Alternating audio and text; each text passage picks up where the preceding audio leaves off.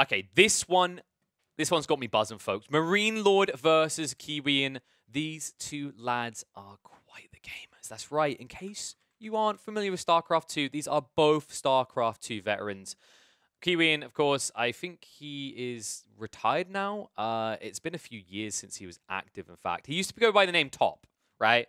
Most people probably don't know the name Kiwian. They're familiar with Top. This is Top. He's going to be up against MarineLorD, who has been active up until right now, basically, in StarCraft. I think, judging by how Age of Empires 4 is going, maybe he switches over. It depends what's planned for the next year. But for the moment, we got MarineLorD here to stay. He's been grinding out multiple accounts up to the top 10 elo on the leaderboards. Meanwhile, Kiwian has been floating around the top 100 quite a lot. Currently sitting 69th. He has the best location out of all of the 50,000 ranks that you can find on AoE4.net. And Kiwian is about 470 games in. Fairly experienced player. And the other detail I was going to highlight is I feel like he's experimenting here. Because I haven't seen Kiwian doing too much Mongols recently. We did have a game a few weeks back that he's playing as the Mongols up against Kapoch. But since then, I feel like it hasn't been that much of a Mongol spam. So I'm excited to see what he can bring to the field. And this is the opening game of a best-of-3 between these two, remember. So you can afford to lose here. If this is your experimental choice, great. At the same time, if this is kind of your smurfy, cheesy, I'm going to stomp him choice, I'm kind of a fan of getting that out of the way first, right? Give yourself a 1-up so you can be experimental. And just to remind people, every single game in these series will begin with Lipany. These are going to be BO3s. MarineLorD so far in this tournament has eliminated I Am Avali. Meanwhile, Kiwian, he beat Bonjour Honor. Of course, the difference being MarineLorD, he's had a little bit of chill time, actually, because he stomped through Avali fairly fast in comparison to Kiwian, who I think there was probably another half an hour or so between their games finishing, which is why we were able to easily catch this after also seeing out another BO3 in the round 2. So opening-wise, Uvu placements is something to consider here. Kiwian actually got a very efficient placement in that he didn't actually have to move that far for it, right? His TC started a little bit further out, I believe, and then he moved it in. And if we look at the, pop cap, the surprising part is he's ahead of MarineLorD. And the difference being that scout, right? So MarineLorD actually opted to go into a scout, I believe. Yeah, down here. And that is going to allow him to gather up a lot of these initial sheep. And that's kind of cool to think about in this matchup, right? Because if you're also thinking about going professional scouts later, you already have an edge. If you're thinking of sticking on sheep in the meantime, you now have an edge because you're gathering twice the amount that Kiwian possibly can. He's basically flipping a coin on whether he actually finds them at this stage. And also the other important thing that we have seen at MarineLorD, and a lot of these top-tier players right now in Age of Empires 4, is the transition from kind of this blind style and this more kind of Shelafay sit-back style into a more aggressive scouting vision game, right? Where, because now you have a second scout, you can actually constantly maintain vision. And also, more important, the cool thing, I think the reason it's so valuable against as the Mongols, something that I think a lot of players don't necessarily clock at first, is your Mongol leader here, the Khan, yes, he is a scout, but he is also a combat enhancer unit, right? And if you have to commit him to where your military force is, it means you're not actually just doing any raw scouting. And look at this. I love these little plays, the passover. So now he can head over to his opponent's base, potentially poke and prod at 1 or 2 villages. And in the meantime, the scout's going to return all of these sheep. He is behind right now, though. And I don't think the scout has impacted it that much. I think it's just Kiwian's start is a bit tighter, and that's paid off for him, right? Like, the gold lines are a little bit similar, but slightly close for Kiwian. And then he wasted less time building his Uvu compared to his opponent, MarineLorD, who had to walk back here. And it does mean that MarineLorD went a little bit too greedy on the gold as a result. You can actually see it, right? The food is behind, but the gold is surplus. So he's now going to start building into the Deerstone, only with 3 people, though. So he will be about 20, 30 seconds behind that of Kiwian. And the question is, what will Kiwian do with this opening? I think the best way to go usually is archers, but you don't know what you're playing against when you're up against another Mongols. He could easily still go for horsemen if you do that. And the problem is that right now, MarineLorD has this perfectly positioned, frustrating Khan poking and prodding at his workers. Oh, and he almost snipes him! That was too close for comfort. MarineLorD, you do not want to lose your Khan at this point in the game, right? It's 2 minutes where you're not going to be playing blind because he did build that other scout, but it also means that in the initial fight, which this fight is going to be very important against Mongol versus Mongol, by the way, you're not going to have the movement speed buff. So if you're playing archers and archers, spearmen and spearmen, whatever, even if you have an advantage, you won't be able to chase that advantage down. So really important that you do not lose him early on. And you might still. Yeah, he has to maneuver arrow out. I genuinely think Kiwian can kill him now. Remember, he just teched up. So he's got hardened Khan now. Hits a lot harder. He needs to keep moving him forward, and he's distracted somewhat by the wolves. But I think he's done this. Big deal here. Kiwian sniping out MarineLorD's Khan because he wasn't paying attention when he was harassing onto the villager line. Gets baited in, and as a result, in the first big fight, is likely to not have his Khan at his disposal. And I wouldn't be surprised if Kiwi considers getting aggressive now with this. It might be that he's thinking Eco Boom. I think that's a little bit of a missed opportunity if he does so. Meanwhile, MarineLorD is going to be playing into Pro Scouts. You can see he's already spamming out the double Scouts. And Professional Scouts is underway in the Research tab. Meanwhile, on the other side, MarineLorD isn't going to have to contest with this. Look at what Kiwian's doing. This is a very different style of play. I'm not used to seeing this because I feel like, especially in these Mongol on Mongol matchups, you engage on the scouting front, right? But he's chosen to just ignore it entirely. He's not going to get Professional Scouts. Instead, he actually puts that money into use into horticulture. Now, that's not necessarily going to make your sheep gathering rates that competitive with deers, but you're going to continue to keep that trickle in sustained at the moment. And more importantly, he's already switching the pastures. And because he doesn't have to go for the stables and think about like a double switcheroo, he's able to save that extra bit of wood that allows him to get these pastures in earlier. And now Scout's coming out. And MarineLorD, remember, he can't chase down Kiwian's Khan at this stage because he's lost his own. I think he's almost back up, though. Yeah, 45 seconds still without. On the racks, this is more just security for Kiwian's mid-game. I think his goal now is to hit a castle age timing. I don't think you want to lag behind or hang around even in the feudal age now that you see your opponent is going into Scouts and Professional Scouts.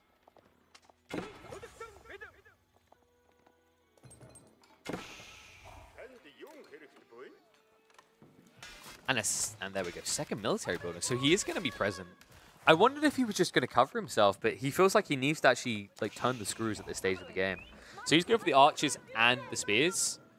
And this hasn't been scouted out at all by MarineLorD. Remember, all of his scouts right now are preoccupied with gathering the carcasses. And it's something we talked about, a weakness of a lot of players, is that they fail to engage with the active vision element of the game and usually miss out on a vital detail, such as a transition like this. So it does mean he's potentially going to get caught out. I do think MarineLorD could still actually move across in time to spot this. His Khan has respawned. But it's important that he does spot what's happening right now. He has to understand that Kiwian has a condensed economy and intends to pressure him early with composition of spears and archers.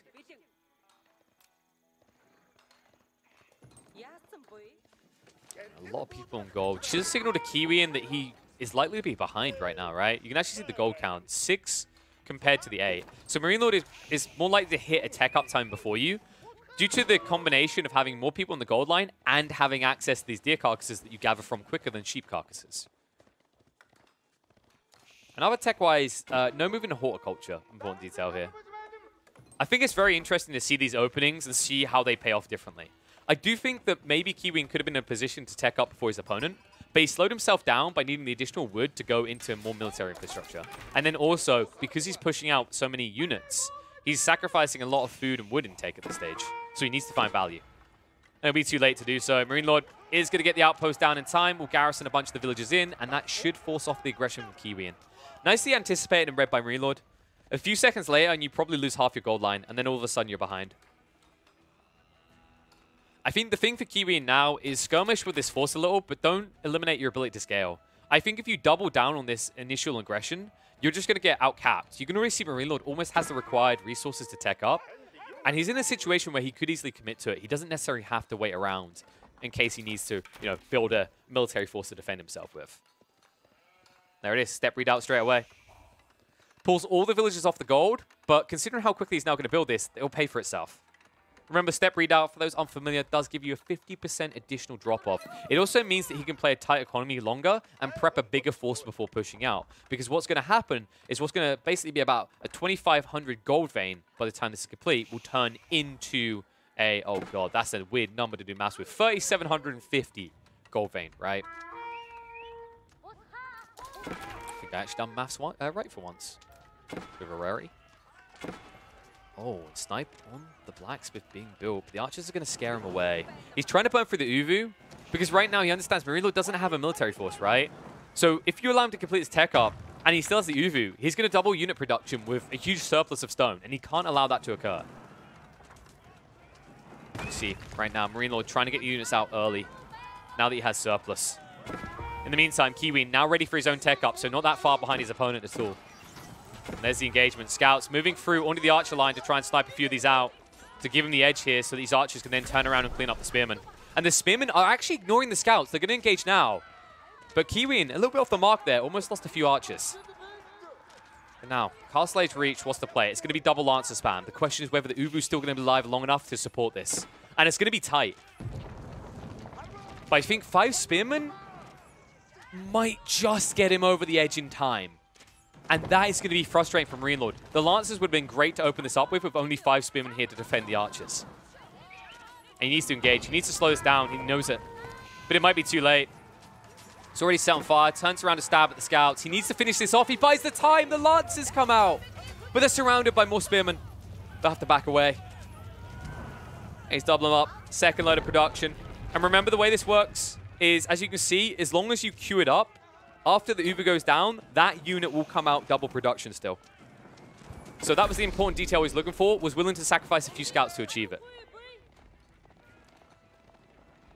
Now, the problem is still under pressure. His opponent is about to complete his tech up. Step redoubt is almost done at this stage. MarineLorD now behind on the villager count by 1. Remember that village that got sniped out. So his effective economy advantage is about to disappear that he was getting from this step redoubt as Kiwian evens it up. And this move now. So MarineLorD, he isn't content to just sit here and deal with the pummeling that he's experiencing, right? Instead, he's going to leave the archers back at base, and then he's going to move the lancers up. And look at this, the Uvu placement. He's going for a forward Uvu, so he actually wants to get an aggressive positioning to raid straight into Kiwian's economy. And he'll wait in the tree lines before moving in. Question is whether he can move in quick enough. He doesn't have the Yam speed boost, remember. He's been out of range too long, and the crossbows are already coming out from Kiwian alongside the man-at-arms. So he's countered. He has to get out. Meanwhile, back in his base, raid attempts are still going on, the outpost being dropped. And they did manage to snipe this lad out, so not able to get close enough to start sniping onto that gold line.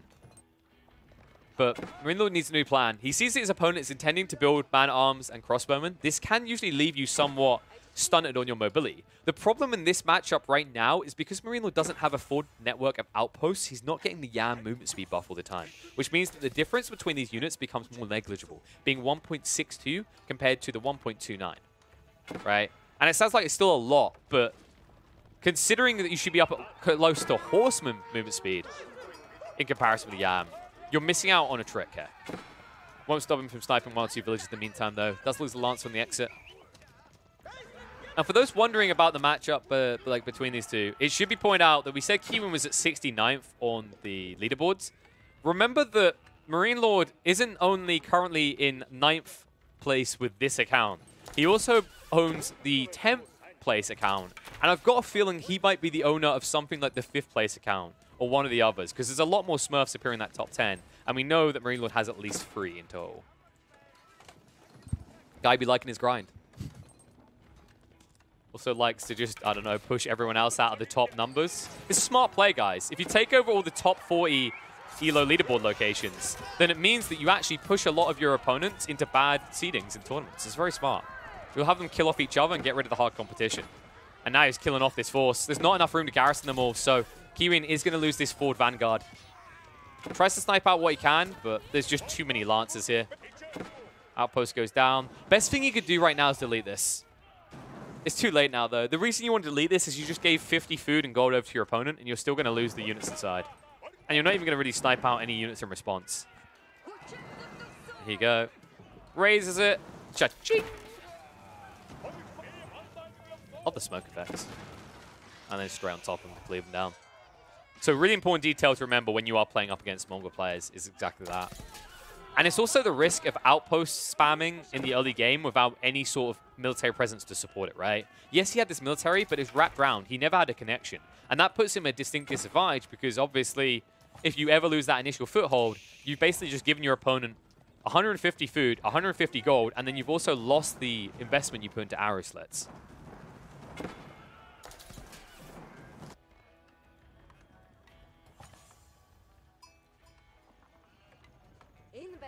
And it looks like it's going to be an early Mangonel coming out. He does see that his opponent is into the archers. I don't think you're that concerned about archers when you build a force of man-at-arms, but it could be lethal to his crossbowman, right? So better safe than sorry.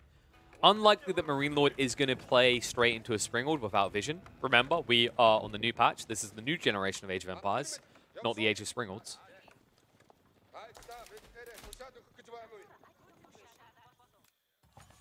Important that you do not play blind. Look at this move out of MarineLorD. Is that his Deer Stone? Yeah, he's moving the Deer Stone into the Stealth Forest. He's giving himself a staging point. Now, he needs to be careful about this. If he gets spotted out here, he could get ambushed heavily by the Mangonel, right? And the more important detail is the longer he waits, the more likely Kiwian doesn't have his movement speed buff. But there it is. Initial salvo in is good. They engage on both sides. Attack speed buff given. Archer's trying to get through these numbers. He needs to wrap around on the Mangonel right now. He's losing his front line. He's not replacing it quick enough. MarineLorD once again forced to back away. He'll cancel the Deerstone plan. He really need to deploy it right now or something. Just get some sort of juice here to get in or out. Either choice. You need to do it quicker. And after that, you're kind of happy if you're Kiwian, right? Didn't lose many man-at-arms. Sniped out most of the Lancers. The Lancer army is at least being rebuilt quickly for MarineLorD. But he's not getting that edge. He needs to get past that threshold up to 10, 11, 12 so that he can wrap around and quickly snipe out this Mangonel now. It's going to be a deal breaker at this rate.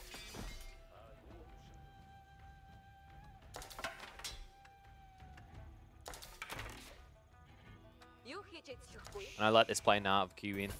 Kiwian taking advantage of the fact his opponent will have to back off and rebuild. He's going to get the outpost down first. This is a big deal.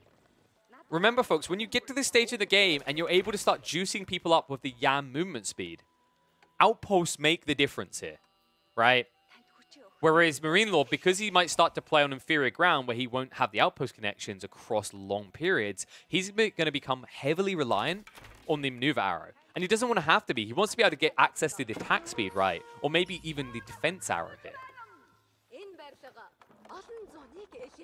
Now the Siege Workshop going down. So not even looking for the... He hasn't even actually looked for the Siege Engineering improved. So he's not looking to build out in the field right now.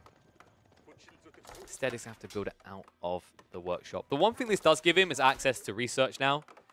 Something that a lot of Mongol players often forget about because they're too busy building units out in the field, right? That they don't get their hands on those upgrades, such as the Greased Axles, that is quite the big booster, right? If you consider that right now with the buff you're at 1.01 and you up that by 30%, yeah, Mangonel moving at like 1.3 movement speed sounds pretty good to me. I believe that's what happens when you, I don't know, pimp my ride, right? Just stick a little bit of a nitrous booster on the back, let it zoom across the map. And a few Lancers around the back, MarineLorD. We've seen how effective minute raids can be, right? These pocket raids. Just a few units invested. If it works, great. If it doesn't, not too much lost. One big thing to highlight here is that Kiwian has started to resort to religion, right? But MarineLorD is already up there with him. So they're banking about the same amount of relics. One is left in contest, but MarineLorD is already in position to pick it up. It's actually cool to watch those type of details and how they're playing out similarly, right? Think how many matchups we still see a lot of players ignore religion because they don't actually have like a big one-up, right? For example, they're not playing the HRE with access to the Regnitz Cathedral, or they're not playing as the Rus with access to mobile warrior monks. In a game where they both have these janky old men that move around at 1.15, which is clearly not quick enough to outrun a Springald, it's kind of surprising to see them both at the same time having the same idea. And now Springald's being built by Kiwian. That's the one good thing about the way the Monk died. He was never going to get the relic, but what it does do with its life is at least tips off that MarineLorD now has Springalds in place. And keep in mind, because you have Siege Engineering, you can outproduce him in the field. And you're seeing it right now, how quickly these get built, right, in comparison. It's like, what, 10 seconds if that, compared to the Springald production of the normie rate of doing it, which is the Siege Workshop, which takes a whole big fat chunk of 30 seconds to complete. Why is there a... What is the monastery doing? What is this monastery doing? Was this an accident? This must have been an accident. No, wait, is he trying to play for an aggressive Wololo play? I mean, if he did, this would be the biggest brain thing ever, but it looks like he's just backing off towards the sacred sites. MarineLorD already capturing one in the south, so not only does he have the superior gold treacle now, right, with 2 relics plus the sacred site, but wait, where is the 3rd relic? Because MarineLorD picked it up. Oh, no. I was about to say he should have even more superior gold treacle, but he still hasn't banked it. This is such a cursed element of the game. I see this happen with so many players. They either forget to pick it up originally or they forget to bank it. Just count the minutes by which this Shaman's going to be sitting here, right? It's been at least a minute already. I think it's going to be another minute at least because he's paying attention to what's happening on the front. He's still confused. What the hell is this monastery doing?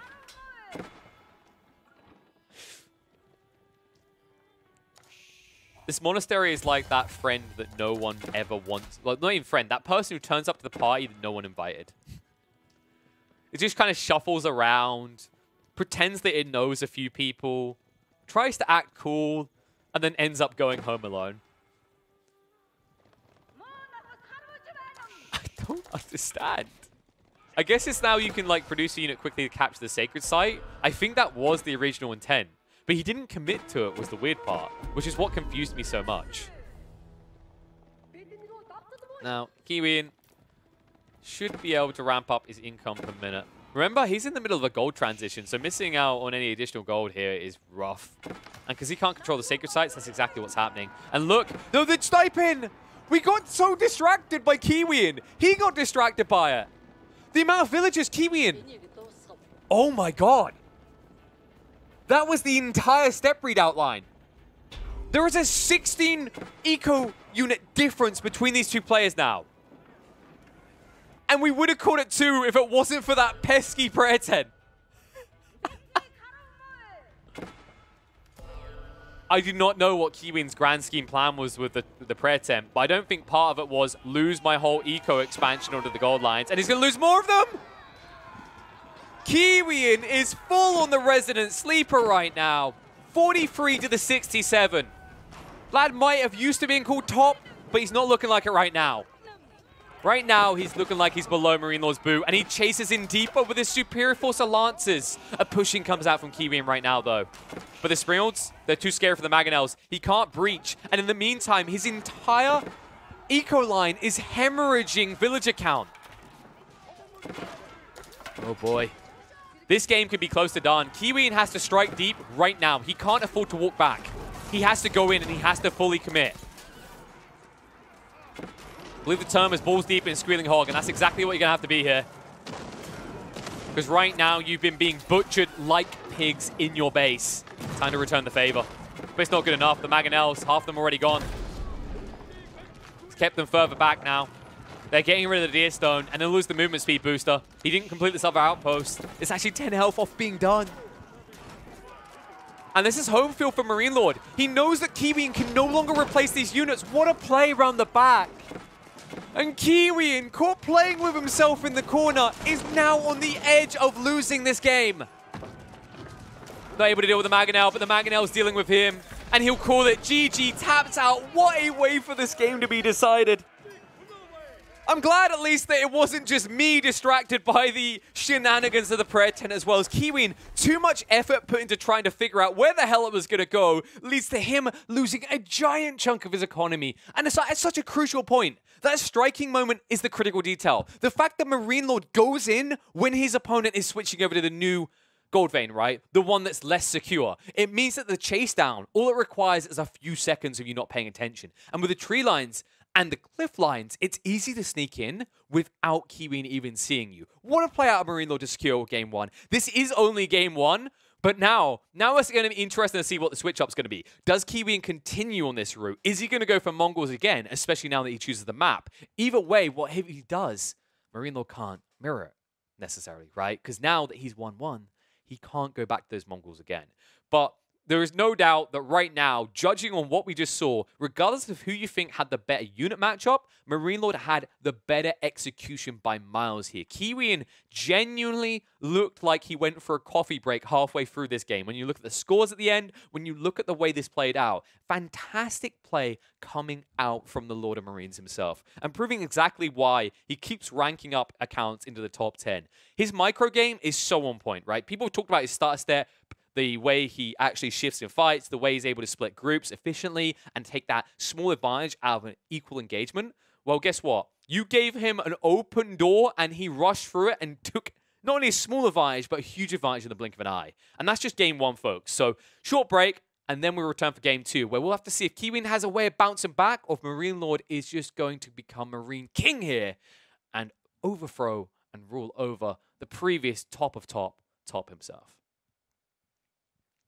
Okay, so we wondered what was going to happen. Was Kiwian going to return to the Mongols? No. No, he's not. We were actually going to get another mirror matchup. MarineLorD, he is French. Does he not already have the home field advantage? I think he might. But he feels the need to point this out very clearly to Kiwian as they're both going to be playing as France. And we are going to be on dry Arabia. So expect a lot of night raiding early on. And this should be an exciting one, right? Like, if you talk about night raid or night raid, if you think about the way that these two open up, I think a lot of the time, the French opener, if you're looking to, like, directly contest in the early game, is quite set in stone, right? So we could very easily, especially in a map like Dry Arabia, see both of them going to knights, and then the micro game matters. And, well, I'll say Kiwian at least can't get distracted by prayer tents this time because you can't move your religious buildings. And that's important because he's going to need to be paying better attention in game number 2 unless he wants to get sniped out in his eco lines like in the first one. So moving out onto the gold vein. Already similar timing. Actually going to be delayed slightly by MarineLorD. MarineLorD not feeling that much pressure to get instantly the gold, right? Like you already start with 100 here, so the food is a little bit more important. Yeah, now he shifts across. He gets the house prepped a little bit earlier than most players, actually, but lines up perfectly in the end. And then straight onto the gold vein once it's complete. I'm kind of surprised he didn't just continue with one worker here. I guess it's like an inconsequential difference. I'm trying to think like the way that the build rates work, right? And this is like next level nerd. Like, why did you even bother with this level of numbers? But I'd be curious to know if it's more efficient to stick one person mining the gold as the other one completes the mining camp, or have 2 people make the mining camp and then go to the gold vein. Yeah, now you see what I'm talking about with nerdishly unneeded thought processes, right? Like, it's probably inconsequential, if not the same.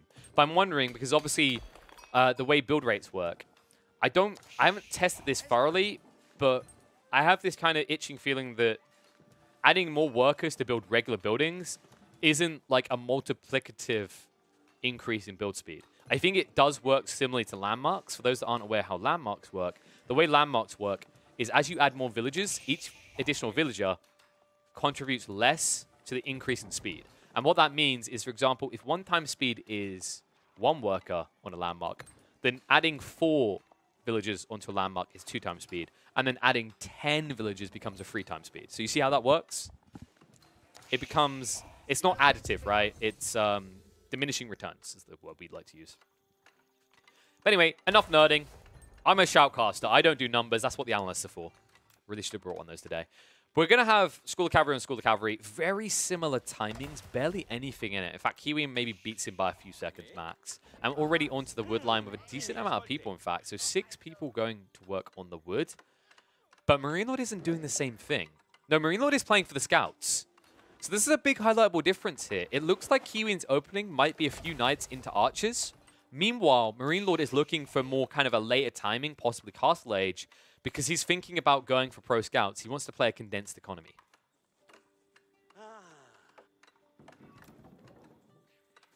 And what's the vision game look right now? So, more or less even on the scouting, haven't checked on each other's bases just yet. There's not really much that you're expecting to be different this early, but as we're seeing with God Vision, like you want to be scouting this out in the next 30 seconds so you understand what each of the players is doing.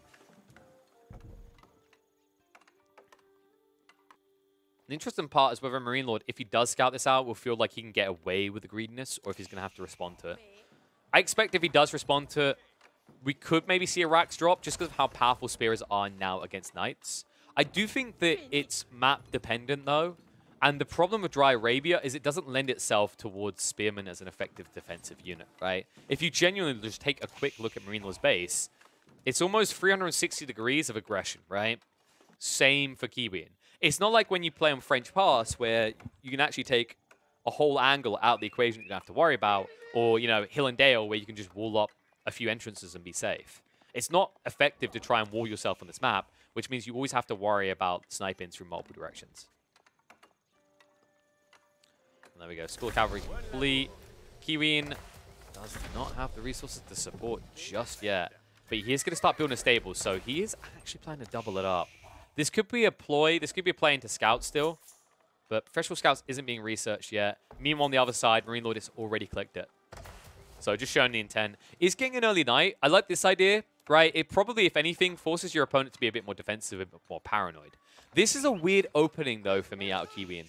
He's already researching Chivalry. And the reason I find this quite odd is because usually you get Chivalry after you've got 1 or 2 Knights in the field. Otherwise, right now what you're doing is you're getting a tech that has no actual value in the game at this stage, right? Because you don't have any units out.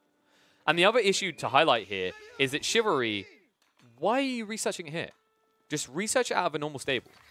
We saw this from another player earlier, right? Keep in mind that these research speeds, as you can see here, are not increased by doing them in School of Cavalry.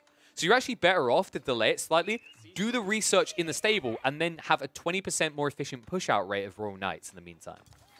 Royal Knights that your opponent beats the punchline on. So MarineLorD chases in, looking to snipe down one of these villages, and we'll get it.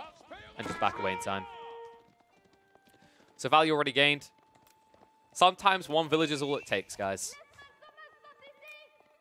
And yeah, now slight edge there for MarineLorD. MarineLorD, in the meantime, scouts are moving out, gathering up those carcasses. So he's going to boom beyond Kiwian, unless Kiwian can start to snipe back. And yeah, outpost already going down. So this should also signal to Kiwian that if he continues into Knights, he's going to have control at this initial phase in the game, right? Because otherwise, if MarineLorD thought he could contain you, why would he be building outposts? And why haven't you seen more the Knights yet, right? So instead, 2 Knights now. Looks like he's going to quickly go up to, yeah, 3 and then a 4. And he should be able to start cycling in and raiding the lines. So the balance point now for MarineLorD is to not have too many of these villages out on the pocket ecos, right? Pocket ecos, by the way, for those that aren't aware, are areas that are separated from your direct infrastructure and base. Now, these aren't full pocket ecos, but this is almost a range where it could be considered one, right? Once you move out these berry bush lines further out, it becomes a bit dangerous. If, for example, MarineLorD hadn't gone for Professional Scouts and moved out and placed a mill here near the berry bushes and the deer, this is what we would call a pocket economy. It's something completely detached from your primary base that comes with its own risks. And interestingly enough, France is probably the most frequent civ to engage with pocket economies, actually. It has been since release.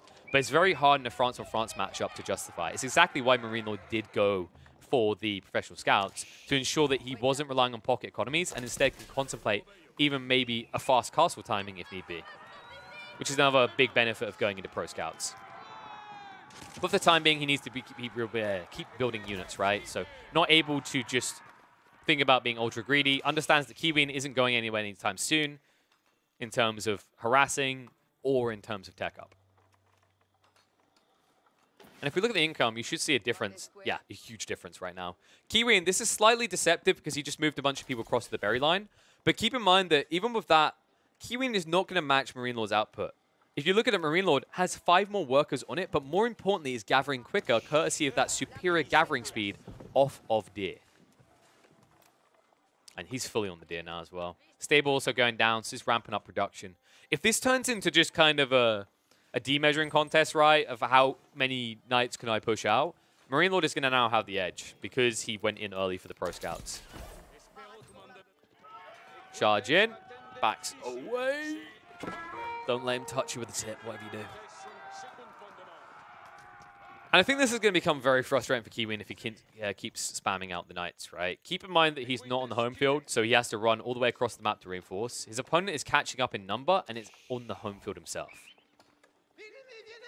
Also, if you want MarineLorD, he can now go for the Chivalry. He's built the stable. That's where I give my stamp of approval. Is once you have another stable, you don't disrupt the increased production rate, right? Because if you produce from out of the School of Cavalry, you can see it's 29 seconds.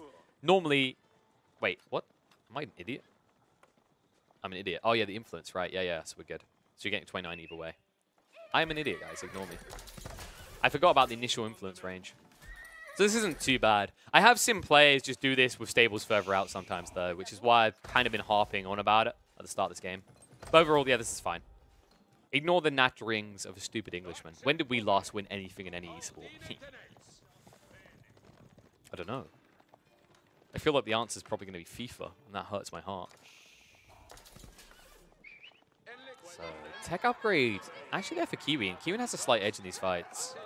And remember, he also has nobility. He's the chivalry, right? Which is now being researched by MarineLorD.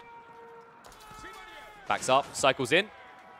Nice hit right there. He didn't get the charge off on Kiwian, so Kiwian didn't do similar damage back to his opponent. And with chivalry now being researched, it means that this difference is going to keep favoring MarineLorD.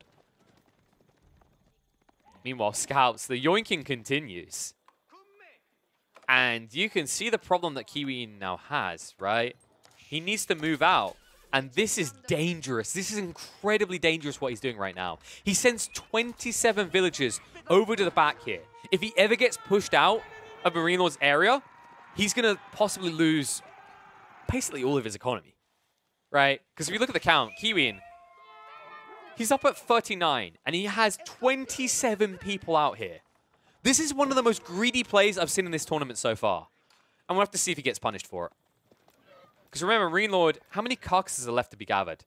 One load here. Almost all the deer done here. After that, he's going to have a bunch of scouts free to roam around and get eyes on what his opponent is doing. And if he spots this out and sends in 4 or 5 of these knights, so many of these villagers are going to die before they can get back to safety. For the moment, eyeballs are firmly placed on his base. He's still outnumbered by Kiwian's forces. And there's the transition. And this is a tough transition to support right now if you're Kiwian. He needs to get into farms, but he's got nobody working on wood because he can't afford to. That's his curse right now. The reason he's pushed everyone over there is he can't afford a gap in his production rates out these 2 buildings. So he's basically doing this to constantly support the churn out of knights. If he prevents at any point, he's going to, 1, be on foreign field, and 2, get equal numbered to MarineLorD. And then MarineLorD has the advantage. Oh, this move into Kiwian again! Already lost 1 knight here, gets struck hard by the charge line, and it means that he's going to have to chill once more. And now, look at the numbers MarineLorD is evening up to him. Oh dear, oh dear. This just feels like a slow, methodical death for Kiwian. Nothing that I'm seeing out of him is impressing or instilling faith right now. And the fact that MarineLorD just hit castle on you is going to GG the game, I think. Yeah, Vet now being upgraded. Remember, it takes 30 seconds. And now the numbers won't matter. The quality is going to be there as well. Kiwian missed his opportunity. Hasn't been able to tech up himself at all. Has inefficient economy. Remember, not only did he have to drag him out here where it's dangerous, he had them not collecting that entire walk. And that, folks, is why you go pro scouts. That's the power of it in these games. Those scouts that aren't even going to be sniped on the way through because he can't do anything. And it's about to get worse. Upgrades complete. Now it is Veteran Royal Knights up against Royal Knights. Remember, that's an extra 40 health as well as 6 extra damage on the initial charge. Just as much in the fights, right? Yeah, 24 to the 20. So he backs away, snipes 1 for 1. And I think if you're MarineLorD, you're almost able to actually support 3 stables if you want to, but you don't really need it. You have quality now. And you're about to have quantity after this fight. The retreat away is too late. Kiwian losing too many of these knights, now down to 9. Compare that to the 10 MarineLorD still has in the field. And after they clean up the right flank, they're going to wrap around, and there's no retreat point anymore. Kiwian is done. This just might be the GG. There's no comeback play anymore. You've almost drained the berry bushes. You get wiped in your opponent's base, and he gives it over. MarineLorD, what a quick but decisive way to slam dunk Kiwian in this best of 3. Game 1, some funky stuff happened. Kiwian clearly wasn't happy with the outcome of it, and I have to wonder, was this a little bit of tilt? Did Kiwian come into game 2, and did he feel like he needed a frustrating but fast win against his opponent? Because that's what it looked like here. I think Kiwian, genuinely, he kind of looked like he was a few weeks behind the meta, if anything, here, right? If I compare this to how MarineLorD played, MarineLorD, It's like he understood what the meta is, right? We go scouts. We get our hands on the carcasses. That was never once contested by Kiwian, by the way, which meant that these knights are pointless. If you aren't going to contest the scouts, at least, and ram a few down, make their life harder, then what actually ends up happening is your opponent never comes out from under that TC. So you're never able to actually snipe out with these early knights, and it becomes a wasted investment. And you might say, oh, well, there was no transitions on either side, so, you know, maybe both of them could have played better. Why would MarineLorD ever need to transition? He clearly identifies his opponent hasn't gone for pro scouts. He's clearly identified that his opponent is going to run out of food resources very quickly. And he's going to have inefficient lines at some point because either he's going to have too many people on wood to provide income to get farms, or he's going to have villagers running between these different eco expansions, losing valuable gathering time every time they do so. And that, ladies and gentlemen, is the power of professional scouts. That is why 9 out of 10 games right now features it. And if you are playing even France, but definitely playing Rus Mongols or the Chinese, you 100% need to engage with this element of gameplay, or at least shut it down if you're not trying to play it yourself.